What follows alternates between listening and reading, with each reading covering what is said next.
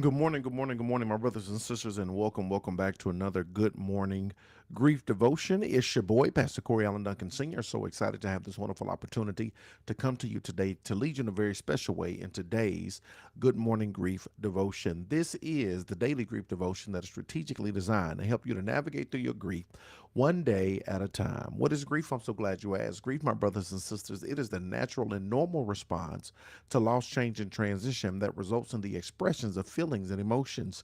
Grief is what you feel on the inside. Mourning is what you reveal on the outside. Therefore, we don't suppress it, but we express it. We don't ignore it, but we explore it. We don't conceal it, but we reveal it. We don't lock it up, but we let it out. And that's why we shout good morning, because morning is a good thing. And I'm so glad that you are joining us this morning as we continue another good morning grief devotion.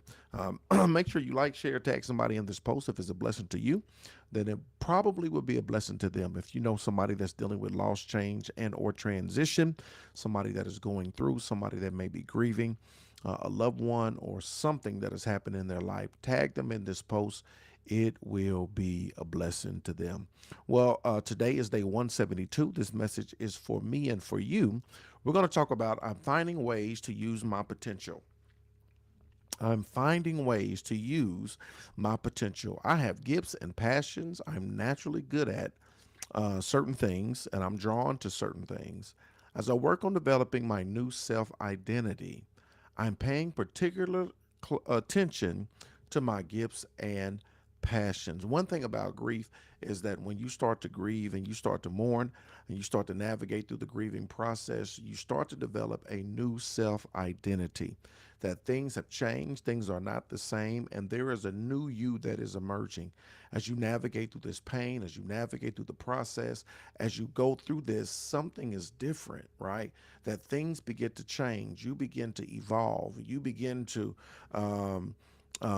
emerge as a new individual.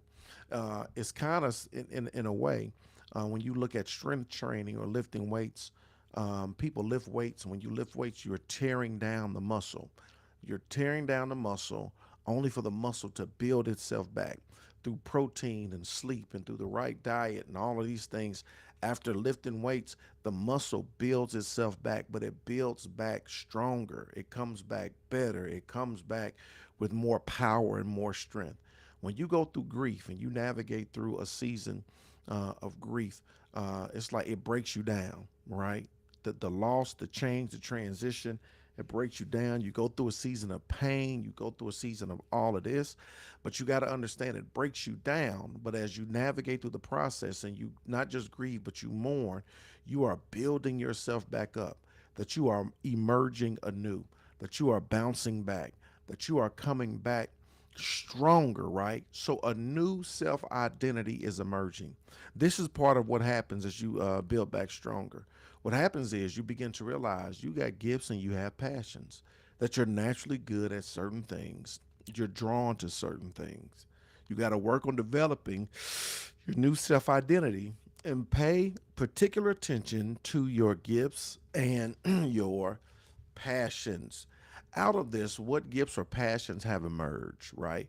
Have you been paying attention to your own self identity? What to your new self identity? What is coming to the forefront? What is emerging? What is coming through as a result of what you've been going through?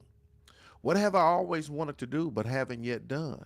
What am I doing right now that I don't particularly enjoy or feel good about? What am I good at? How can I help others using my gifts and talents? This is a wonderful time for you to do an assessment, right? For you to begin to assess you, for you to begin to assess your gifts, your talents, your passions. This is a wonderful opportunity for you to ask yourself these questions. What have I always wanted to do but haven't yet done? Right? What am I doing right now that I don't particularly enjoy or feel good about? What am I good at? How can I help others using my gifts and my talents? Check this out. These are the kinds of questions I'm asking myself.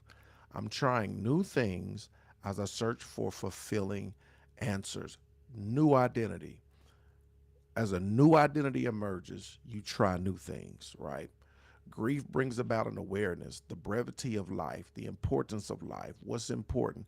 As this new identity emerges, right, it puts you in a position to even want to try new things. Here's the final thought: maintaining a positive mindset helps me discover and use my potential.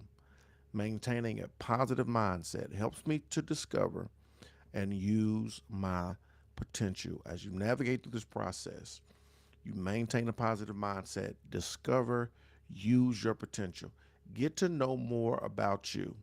I know that this thing has shaken you up and you will never be the same, but understand that just like weight training, as you've been broken down, is only so that you can be built back up. And when you're built back up, you're built back up anew. There is a new identity that is emerging. There is a new you that is emerging. Walk in awareness of who you are and your passions, your gifts, your abilities, your talents, what you like, what you love, how you're being shaped, how you're being formed, and walk in the newness of the new identity in which you have. Today, my brothers and sisters, is day 172.